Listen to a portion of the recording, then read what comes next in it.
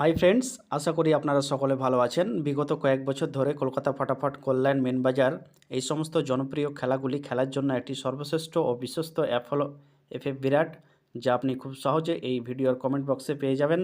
তো আপনারা সকলে ভালো এবং সুস্থ থাকুন। Have a nice day. দেখে নিন 17-1-2025 শুক্রবারের শুভ সংখ্যা বা লাকি নাম্বার।